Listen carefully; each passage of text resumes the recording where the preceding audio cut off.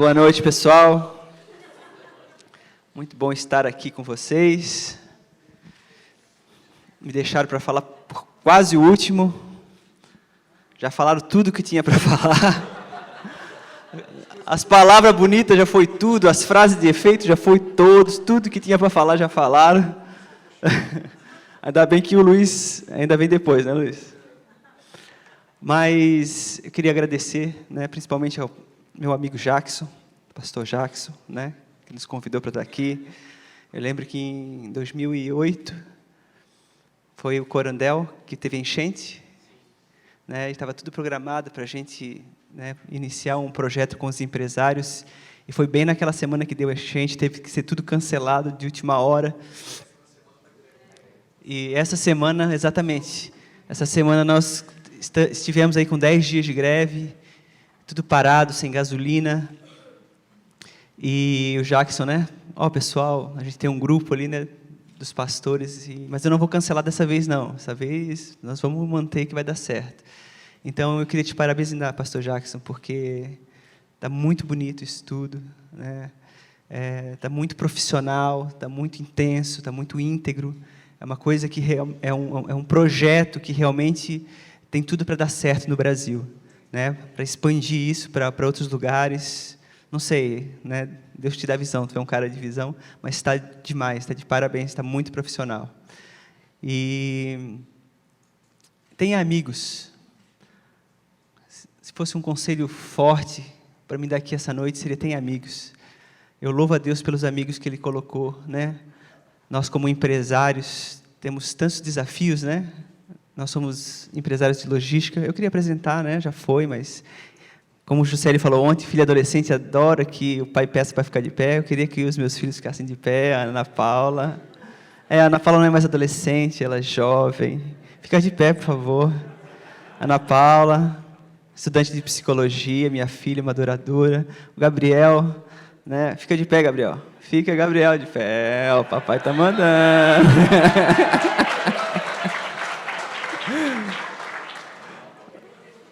A minha esposa, Vanessa, né, que, por favor, fica de pé, meu amor.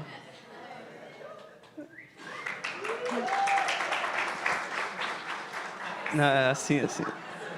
Não é, nossa. Chega para a mulher agora e assim.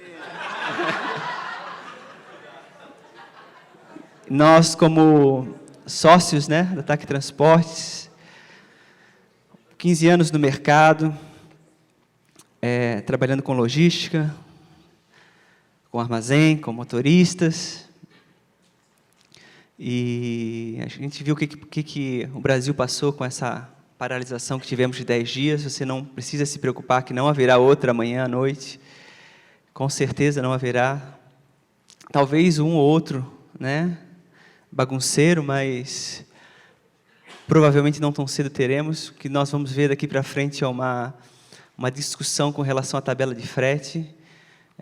O governo ele autorizou, né, uma tabela de frete praticamente inviável para os transportadores, que só agora, né, a gente faz parte de alguns grupos e as pessoas começaram a acordar para isso. Um frete que se pagava, sei lá, R$2.000, agora vamos ter que pagar 4. Então vai haver talvez um problema nesse sentido, né? Até as coisas se acertarem, e você vai ouvir falar muito sobre isso agora, sobre essa tabela de frete entre transportadores, entre autônomo, se é inconstitucional, se não é, mas não vamos mais ter problema de paralisação. Amor, vai me ajudando aí, que eu esqueço as palavras, né? Eu sou a minha filha que fala que meu pai entra em Nárnia.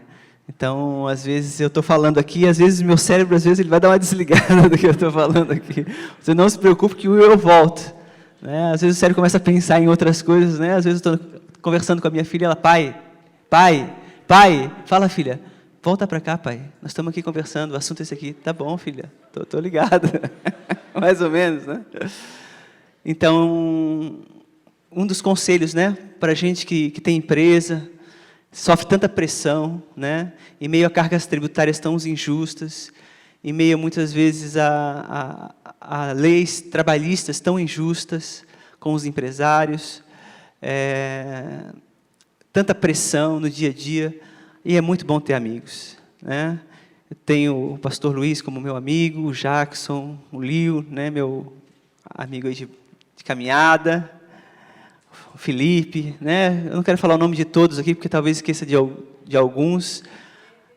O Kleber, meu cunhado, que está lá atrás. Muito bom saber que as pessoas gostam de te ouvir, né? Fala, cunhado, quando você falar, vai lá que eu vou te ouvir. Então, é um bom sinal, é um bom sinal que a gente está tendo um bom testemunho, né? Meu pai também é assim, ele não vai muito na igreja, mas quando sou eu que falo alguma coisa, ele diz, quando tu for falar, me fala que eu vou lá. Isso é bom, né? É sinal de um bom testemunho. E se eu fosse dar um conselho para você essa noite, seria: tenha amigos. Tenha amigos para quem você possa conversar, com quem você possa liberar o seu coração. Tem amigos, principalmente, e é bom que você tenha do seu meio de trabalho, né? Empresários como você, que sabem do que você está falando, que sabem das lutas que você tem, das dificuldades que você tem, porque muitas vezes as pessoas acham, porque você tem um carro bom, ou você mora bem, tudo é um paraíso na sua vida, né? E não sabem das noites que você fica pensando o que você vai fazer no outro dia, né? Dos problemas que você vai ter que enfrentar. Semana que vem vai ser um novo desafio, né, para a gente que é de logística. Então, tem amigos que possam te ajudar, possam te aconselhar, e porque é na amizade, na multidão de conselhos que a gente consegue crescer, que a gente consegue ter ideias, né? Então, tenha amigos. Esse é um conselho muito bom que eu aprendi, né? Eu sou muito calado, sou introvertido. Eu não sou um cara que gosta muito de falar, diferente da Cris, que me surpreendeu. Você é uma showwoman, Cris. Não sabia? Inclusive, como é o desenho que tu passou aqui? A Caverna do Dragão. Eu já ouvi dizer que a Caverna do Dragão, eles sabem o que aconteceu na montanha-russa, né? Eles subiram, aí quando criou um portal, eles entraram. A história diz que eles morreram na montanha-russa, né? E que lá é o inferno, é por isso que eles nunca conseguem sair de lá. E o mestre do Magus também é um sacana, né? Fica só fazendo... E sempre tem que voltar por causa do unicórnio, né? Está todo mundo pronto para enxergando a casa, tem que voltar para segurar o unicórnio, que não dá certo. Mas eu queria falar um pouco sobre empresas cristãs. Vou, na verdade, dar uma revisada em tudo que foi falado aqui, porque já foi falado tudo que poderia ter sido falado, e vou ser bem rápido. Eu queria só indicar 2 livros. Esse foi o que a Vanessa falou na preleção de ontem, chama Os Gênios dos Negócios, de Peter Kras. Depois a gente vai deixar aqui, se você quiser tirar uma foto, mas é O Gênio dos Negócios, de Peter Kras. Então, aqui tem as histórias de Henry Ford, de J.C. Penney, de Jack Welch, que era da LG. Então, assim, são mensagens rápidas sobre como essas pessoas pensam, como elas cresceram, né? Alguns cristãos aqui que têm testemunhos muito bacanas, né? Esse J.C. Penney, que é aquela loja grande nos Estados Unidos, ele era um cristão. Ele se recusou no começo do seu empreendedorismo, ele se recusou a vender, tinha um açougue, se recusou a vender carne para lugares que vendiam bebida na época da lei seca, e acabou quebrando, e depois teve uma ideia de montar uma loja de roupa, tal, e hoje é umas grandes lojas de roupa dos Estados Unidos. Ele é um cristão que resolveu obedecer princípios e fazer a coisa certa, e o Senhor o honrou. E outro livro que eu gostaria de indicar, esse aqui não vai ser tão fácil de você achar, mas chama Tzedakah. Eu vou falar um pouquinho depois sobre uma palavra sobre justiça social.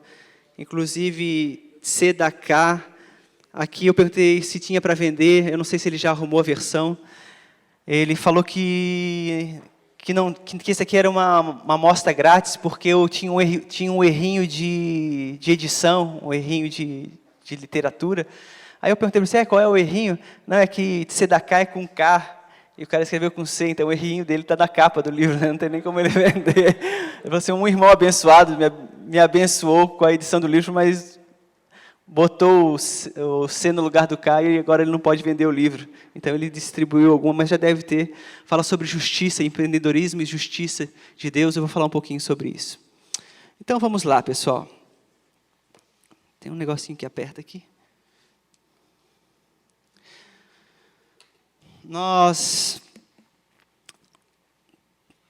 quando pensamos na empresa como uma gestão de negócio, ou como empreendedorismo, ou quando você vai abrir qualquer coisa, não tem jeito.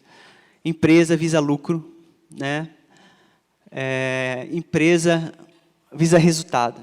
Então, nós trabalhamos na nossa empresa em função de resultado, em função de gerar lucro, em função de fazer o negócio acontecer. E, para isso, você precisa ter pessoas treinadas, você precisa ter uma boa equipe, você precisa ter qualidade, gerir qualidade, você precisa ter um bom recursos humanos, você precisa ter consciência técnica daquilo que você está fazendo, né? E a sua empresa, mesmo ela sendo cristã, ela está no sistema. Não tem jeito. Você não consegue arrancar a sua empresa do sistema. O sistema está aí. Você vai fazer parte das mesmas leis, das mesmas dificuldades que todas as outras empresas, né? A diferença é que essa palavra que está lá em João 17, Jesus disse: eu não vou pedir para vocês tirar do mundo, né? Mas eu vou pedir para guardar do mal. Então, quando você tem o Senhor como Senhor da sua empresa, você vai passar por dificuldades, por luta, mas Ele vai guardar você.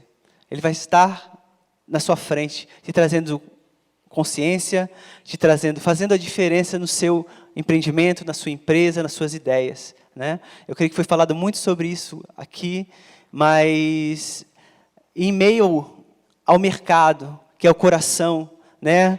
Mais-valia, oferta e procura, as leis de mercado, elas têm que ser obedecidas, né? E nós, como cristãos, temos mais responsabilidade ainda com relação a isso. E não se faz nada se não tiver esses 3 itens aí: coragem, resistência e resiliência. Nós temos que ter coragem de enfrentar. Temos que pedir todos os dias, segunda-feira, né? Eu gosto muito do evangelho da segunda-feira, que é aquele que você acorda e realmente tem que botar em prática. É aquele que vão vir as dificuldades, vão vir as contas para pagar, vão vir os desafios, e você tem que erguer a cabeça e usar daquilo que Deus te deu, e com coragem, desafiar, resolver, ir na frente e guerrear. Não tem jeito, querido, se você não tiver coragem, resistência e resiliência, né? Tem até um vídeo do Balboa, né? Que ele está falando com o filho dele e de repente ele fala assim: já não é mais a quantidade, é como você vai bater. Não é como você bate, é a capacidade que você tem de suportar as pressões, né? Quem lembra do filme do Rocky Balboa era assim, né? Ele apanhava, caía, pensou, agora foi. Ele levantava, ia lá, a pessoa cansava de bater. Quando a pessoa estava cansada de bater nele, ele ia lá, dava um soco no cara e acabava o filme. E nós temos que ter essa capacidade de saber suportar os vendavais, né? Suportar as dificuldades do dia a dia. Eu vejo que o comodismo, às vezes, né, a desistência, no nosso meio é muito mais fácil, né? A gente jogar as coisas, às vezes, para a responsabilidade de Deus, aquilo que não é responsabilidade de Deus, aquilo que é responsabilidade nossa, né? Então, por isso que muitas vezes os negócios não dão certo. Porque na primeira dificuldade, na primeira assombrosidade que acontece, né? Porque no negócio assim acontece cada coisa que você, mas como que isso foi acontecer? Né? A pessoa desiste, falta coragem, falta perseverança, falta resiliência. Porque todo mundo aqui, se fosse contar a sua história da sua empresa, eu tenho certeza que falaria coisas boas e coisas ruins, né? De dificuldades, de incapacidades, de coisas que passaram, que às vezes não dá para acreditar, né? Nós no transporte já passamos por tanta coisa nesses 15 anos, né? Por tantos desafios, mas o que nos deixou de pé foi a capacidade de ficar no mesmo lugar, de se reinventar, né? De ter a visão de que, e a fé de acreditar que o Senhor está no nosso negócio, né? Então, você é empreendedor, você é empresário, né? Sem coragem, sem resistência, sem resiliência, não adianta. Não tem como o seu negócio dar certo. Isso aqui eu vou dar uma leve fala, porque já foi falado muito sobre honestidade, franqueza e reputação. E sem esses 3 itens, você não vai conseguir fazer com que Deus esteja abençoando o seu negócio. A honestidade abre portas. Né? Ontem foi falado sobre isso, a Vanessa falou como que nós chegamos numa empresa que praticamente dobrou o nosso faturamento através da honestidade, através da honestidade. Né? A reputação é aquilo que as pessoas falam de você, né? Mas é bom ter uma boa reputação. O caráter é aquilo que em você é, mas a reputação é aquilo que eles falam de você, é o que falam da gente. Mas ter um bom caráter é bom, e ter uma boa reputação também é muito bom, porque muitas vezes o seu nome da sua empresa vai ecoar por aí, as pessoas vão ouvir dizer, né, vamos trabalhar com aquela empresa porque é uma empresa séria, vamos trabalhar com tal pessoa porque podemos confiar na palavra daquela pessoa. E eu queria falar uns minutinhos sobre essa questão aqui, que eu vi que foi uma certa dificuldade. Né? Muitas pessoas nos procuraram a Vanessa para conversar sobre esse assunto, e dizendo que tinha uma dificuldade nessa área. Né? Porque realmente é uma área que, se você for olhar, dependendo do seu ângulo de visão, ela parece ser injusta. Né? Porque, muitas vezes, a desculpa do sonegador é que eu não pago imposto porque o governo não faz nada, a gente paga imposto para o governo, mas o governo não faz nada com esse dinheiro, não nos devolve, então eu uso esse dinheiro. Né? Mas Jesus mesmo falou, né? Quem é que está aqui nessa moeda? É César. Então você dá a César o que é de César. Né? Jesus falou, vai lá, nós estamos sem dinheiro, Jesus vai lá, pega o peixe, que dentro do peixe vai estar uma moeda. Ele foi lá, pescaram, pegaram o peixe, estava lá o dinheiro. Né? Jesus confrontando o mercado da época. Então, deixa eu dar uma dica para você, com relação a impostos, taxas, tributos, contribuições e tantas outras coisas que nós, empresários, enfrentamos.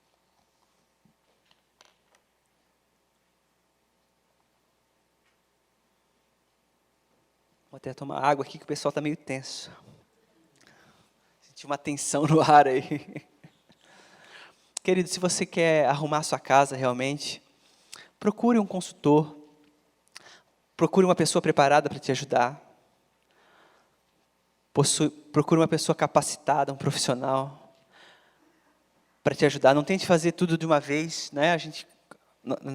Estávamos todos aqui na palestra passada, contando como a gente fez para tentar organizar a nossa casa, e não foi de uma hora para outra, não foi imediatamente. Né? Foi um processo. Foi pego os documentos, os papéis, vamos arrumar isso aqui agora, daqui a uns 3 meses a gente arruma mais isso aqui, vamos parcelar isso aqui, né? Colocando diante do Senhor, dizendo, Senhor, eu quero fazer a coisa certa.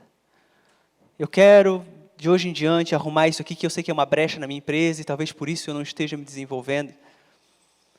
E como algumas pessoas nos procurarem para falar, né, e às vezes procuram com vergonha, né, às vezes dá uma voltinha assim e tal. Não, pois é, então, pastor, aquele negócio do imposto lá, assim, o que a senhora acha? Será que tem que ser assim mesmo? E nisso a gente tem que ser bem certo, temos que ser bem radicais nesse ponto. Mas se você quer arrumar sua casa na área tributária, procure um profissional. Procure uma pessoa capacitada que vai ajudar você. Isso não quer dizer que você não terá perdas, porque quando você resolve fazer a coisa certa, quando você resolve endireitar aquilo que está errado e coloca isso, né, diante do Senhor, você tem que ter entendimento que certamente haverão perdas. Nós temos que estar dispostos a perder, ok? Ok? Ninguém quer perder, eu sei, mas você vai estar arrumando uma área da sua empresa que talvez esteja atrapalhando você, talvez esteja impedindo você de crescer, de se desenvolver. E que mais tarde pode dar um problema maior ainda. Né? À medida que você vai crescendo errado, pode cair numa fiscalização da Receita, da contadoria do estado, da contadoria da cidade, levar uma multa milionária. De repente seja um aviso para você, ó, até aqui foi assim, mas daqui para frente eu quero que você faça assim. E eu tenho certeza que Deus vai honrar você. Não fique com medo de perder no primeiro momento, sabe? Faça um cálculo de quanto você tem que diminuir, de quanto você tem que fazer, o que você precisa melhorar. Essa frase aqui de Sam Walton é o empresário que fundou o Walmart. Então, assim, daqui por diante, o que você tem que fazer? O que nós fazemos na nossa empresa? Nós não minimizamos, há uma engenharia tributária, mas nós não calculamos sempre pensando no lucro em reduzir imposto, taxa ou tributo, não. Isso aqui é uma porcentagem que vai lá nas nossas planilhas, isso aqui já tem que pagar, então pronto, 30% disso está aqui, então isso aqui eu tenho que pagar. Nós temos que ser bons gestores das nossas despesas, dos nossos gastos, né? Nosso amigo falou sobre isso agora. Temos que ser bons gestores daquilo que está nas nossas mãos, daquilo que nós podemos gerir. De repente a gente não quer pagar imposto, mas a gente quer trocar de carro, então a coisa não combina, a gente quer comprar um apartamento novo. Primeiro, dai a César o que é de César, ok? Então, na sua planilha de hoje em diante, você coloque lá tributos, leis, taxas, se eu tenho que tirar uma nota, meia nota, quanto que eu vou ter que perder? Ah, Jefferson, antes eu tinha 30% de lucro, se eu pagar todo o imposto, eu vou ter 10%. Cara, essa é a sua medida, é o 10%. Pô, mas aí eu vou ter que... Vai ter. Nesse momento, você vai estar se dando um pouco mais, mas você vai poder chegar diante de Deus e dizer, Senhor, olha, a minha parte está certa. Sabe, às vezes a gente fica remediando uma coisa, com medo de alguma coisa acontecer, e fica, sabe, atrasando as coisas, e está sempre enrolado com aquilo ali, aí passa um ano, passa 2, passa 5, passa 10. Quem sabe hoje seja o dia de você tomar essa decisão e dizer, ó, eu vou resolver, eu vou procurar profissional para me ajudar, vou fazer isso aqui, vou diminuir um pouco ali, mas eu vou ajustar a minha empresa. Isso aqui não vai ser mais meu calcanhar de Aquiles.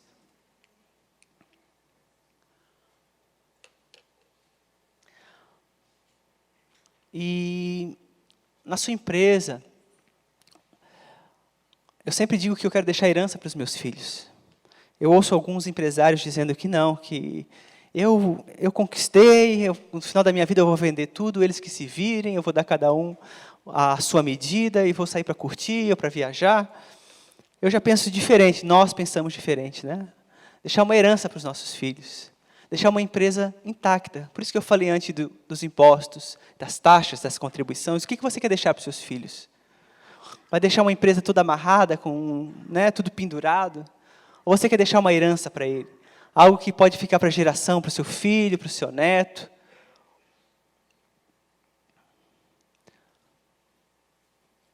A herança não é só espiritual. A herança você pode deixar ela em termos de bens, né, e deixar um legado dentro dele, de princípios. E você, que daqui a pouco, né, vão envelhecer, como está aqui em Joel 2, os velhos terão sonhos. Né? A empresa não pode ser, eu vejo muita gente feliz quando vende a empresa, ou quando fecha a empresa. Esses dias eu fui numa empresa aqui, depois eu não sei se vai editar, mas chama Napo Pisos, né? Uma empresa que Itajaí bombou, cresceu muito e teve umas 3 lojas aqui na região, ou 4. E eu entrei na loja dele esses dias ali para comprar um piso, e ele estava ali, e eu entrei daí, Napo, tudo bem? Ele falou assim, tudo. Estou fechando aí, é a última loja, não quero mais, tal. Mas ele estava numa alegria de fechar aquela loja, que eu até me impressionei, eu falei com a minha esposa, meu Deus, o cara está fechando a empresa dele, ele está numa alegria, né? E muitos de nós empresários são assim. A gente fica pensando, não, o dia que eu vender minha empresa, o dia que eu fechar, tinha que aparecer um comprador para isso aqui, para mim me desfazer disso aqui. Então nós temos que trabalhar e nos desenvolver para que deixar um legado para os nossos filhos. Deixar as coisas certas, deixar uma herança, deixar as coisas certas, para que ele ali possa gerar benefícios para toda a nossa geração. Não só espiritualmente, mas financeiramente também. A gente tem que pensar nisso, no legado. Naquele dia que os filhos se alegrarão com aquilo que a gente tem. Ontem eu gostei muito daquilo que a Isabel do Juscelio falou aqui, sobre a gente não levar problemas, de a gente levar os problemas da empresa para casa, mas não de despejar os problemas nos filhos, né? E nós lá em casa temos esse pensamento também. Às vezes, os nossos filhos têm que saber por que nós estamos nervosos, por que às vezes aquele dia não deu para dar atenção. Eles têm que se envolver com aquilo que a gente tem que se envolver com nossos problemas. Você não pode deixar os filhos totalmente isolados, vivendo assim, num mundo de Alice, mas saber de onde vem a provisão, sabendo das dificuldades que você passa, sabendo das barreiras que você enfrenta, sabendo das lutas que você tem. Isso é muito importante até para desenvolver os nossos filhos. Então, não isole o seu filho dos problemas da sua empresa. Não despeje nele todo aquele dia de raiva, aquele dia mas eles têm que saber por que estão passando isso, as dificuldades que você tem. Os meus filhos conhecem. O meu filho, Gabriel, a vontade dele é trabalhar na TAC Transportes. Se perguntar para ele, tu vai ser engenheiro? Não, eu vou trabalhar na TAC. Eu vou trabalhar lá com o meu cunhado, que é comercial também. Eu vou ser comercial lá.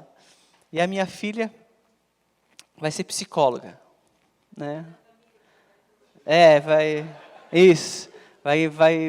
Vai consultar a família, o resto da família que trabalha com logística. Talvez na criação da Ana, a gente não soube separar muito a empresa de dentro de casa. E por ela ser a mais velha, acho que ela se sentiu muito... se sentiu os pais absorvidos. A gente trabalhava quase 12, 15 horas por dia. E hoje ela fala, não, trabalhar na TAC não. Mas é por quê? Porque a gente não soube dividir isso. E a gente foi crescendo, a empresa foi crescendo, e a gente foi crescendo também como pessoas, como profissionais. Isso faz parte de todos nós, esse crescimento, esse desenvolvimento.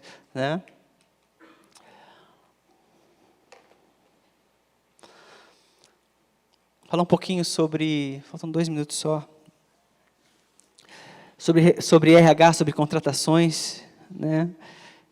Já foi falado sobre isso, eu dar uma leve pincelada como acontece lá na TAC. A gente tem uma pessoa, uma psicóloga que faz as contratações, depois passa para o coordenador ou para o gerente para conversar com ele, e sempre passa na minha mesa por último.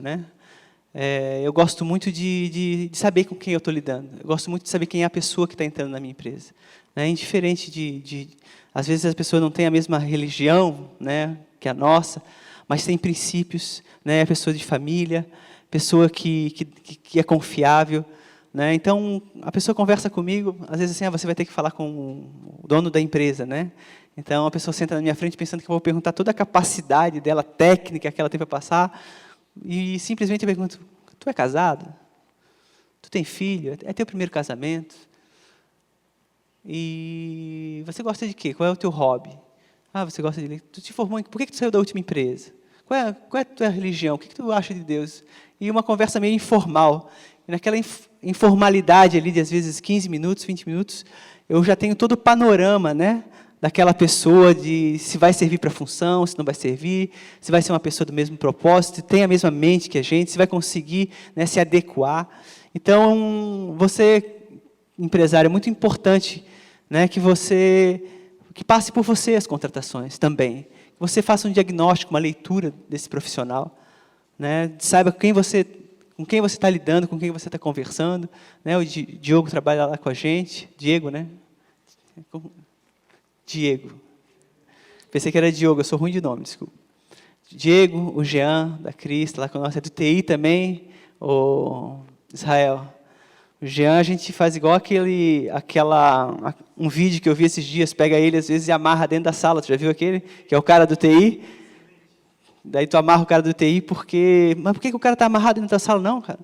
Porque tu chama ele, não acesso o computador, eu não consigo minha senha. O cara pisa na tua sala, o negócio funciona. Tu fala assim, não está funcionando aqui, liga para o cara do TI. O cara do TI chega, ele abre a porta e pisa. Tu liga, funcionou. Não está dando a senha. Tu tenta a senha 10 vezes, 15 vezes. Ô, cara do TI, dá um pulinho aqui, o cara vai lá. O que tu fez? Não, digitei a tua senha. Não, mas não pode. Não pode? Sim, só digitei a tua senha. Então, o que o cara achou? Ele amarrou o cara no armário. O pessoal da empresa estava todo procurando o cara do TI. Ele tava, mas o que ele está fazendo? Não, quando ele está aqui não tem problema. Não dá mais problema no meu computador, porque ele já está aqui. Né, já é o cara do TI. Então, essa é uma dica de contratação que a gente pratica na nossa empresa. E se você fizer na sua, eu tenho certeza que vai dar certo. Né? Contrate caráter e treine as habilidades. Então, uma conversa de 15, 20 minutos vai mais ou menos te dar um panorama de quem é essa pessoa. Eu fui falado muito aqui sobre humildade, né? Sobre você manter os seus valores depois que você cresce, sobre as pessoas medirem aquilo que você tem, mas você não ter, você ser. Né?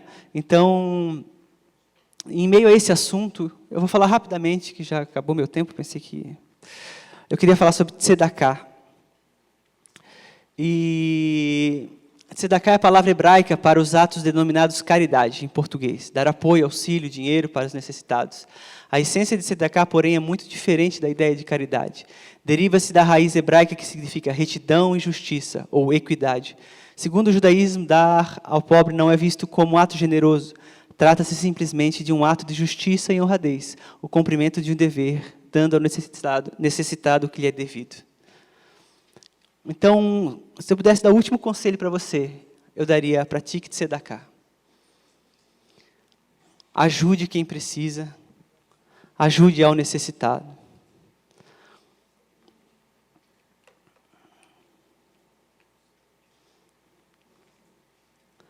Como John Wesley falou, ganhe tudo que você puder. Gaste tudo que você puder. E dê em tudo que você puder. Que nós possamos andar nesse pensamento de que nós temos que... O Éder falou sobre isso agora, e eu vou falar rapidamente. Eu sempre que vou para um lugar, eu sempre vou como um provedor. Eu sempre fico procurando pessoas que talvez precisem, que eu possa ajudar. Sempre que eu vou num congresso, vou em algum lugar, numa viagem, né? Eu sempre fico de olho assim, quem é a pessoa aqui que precisa de alguma coisa que eu posso me envolver? De repente é o cara que está guardando o seu carro, de repente é a pessoa que está pedindo, de repente é um garçom, de repente é qualquer pessoa nesse ambiente, até aqui, nesse ambiente que você está hoje. Se você tem a cabeça de um provedor, você vai estar sempre indo para algum lugar, pensando quem que você pode ajudar. O que você pode fazer por essa pessoa? Né? As pessoas, às vezes, o cara vem vender um negócio na rua, o cara está na chuva vendendo ali um negócio por R$10, aí o cara abre, 5, faz por 5. O cara está todo apertado, pastor, sem dinheiro. Tá bom. O cara sai peito cheio, pensando, uau, fiz um bom negócio, o cara queria 10, eu vendi por 5. Fez um péssimo negócio, my brother. Devia ter dado 20, devia ter dado 30. E esse é um pensamento de quem provê. Você está sempre pensando em ajudar a pessoa, e esse tzedakah é uma lei judaica. Né? É uma prática de justiça. Então, que nós possamos praticar a justiça.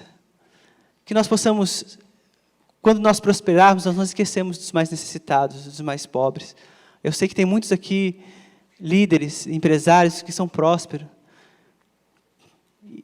E um dos fundamentos que nós aprendemos lá em casa é quem que nós podemos ajudar. Quem que nós podemos partilhar aquilo que é nosso. Né? Essa passagem em 1 Samuel fala de Davi quando ele estava ele tinha voltado de uma negociação com os filisteus, e então ele volta para Ziclac, e quando ele chega lá, toda a família dele foi roubada pelos midianistas, e suas 2 esposas e seus filhos, e ele sai desesperado atrás da sua família, e no meio do caminho ele encontra um jovem que tinha adoecido entre os midianitas e estava há uns 3 dias jogado no canto de uma rua. E eu fiquei pensando nessa passagem, né? Como é que pode o cara se roubou as minhas filhas, a minha esposa? Como é que eu vou, diante de uma pesquisa dessa, de uma procura dessa, né? De um desespero desse, de saber onde é que eles estão, com quem que eles foram, como eles estão, como é que eu vou parar para ajudar alguém? Né? Mas Davi teve esse coração de parou para ajudar aquele empregado dos midianitas, e esse empregado falou para Davi, olha, eu vou ajudar vocês a descobrir onde é que está a tua família. Então isso abre um princípio, sempre está disponível para ajudar alguém. Sempre está disponível para estender a mão para alguém, porque nessa pessoa que você está ajudando, pode estar a libertação da sua família. Então, fique atento a quem você pode ajudar. Que ao praticar, né, isso aqui é uma frase muito forte, mas quando você pratica Sedaká, você devia agradecer a pessoa que você está ajudando, né? Você devia, de vez o cara fala, muito obrigado, você diz, não, muito obrigado para mim, por eu poder te honrar, por eu poder te fazer o bem. Obrigado por você participar disso comigo. E no final ali, eu já vou pular, vou botar a frase do meu querido pastor, né, que eu tirei do livro dele, que diz assim, o problema não está naqueles que têm muito e muito querem, e sim naqueles que têm tudo, mas não se importa com o que não tem nada. Então, que isso desperte em você também um desejo de ser um provedor, um desejo de ter uma missão como provedor, porque eu tenho certeza que esse é o espírito desse tempo, de homens que estão de olho em quem eles podem ajudar, quem eu posso estender a mão, quem é o próximo que está perto de mim, e que muitas vezes no meu orgulho, na minha correria, eu não estou atento a ouvir. Ok? Obrigado, boa noite, até a próxima.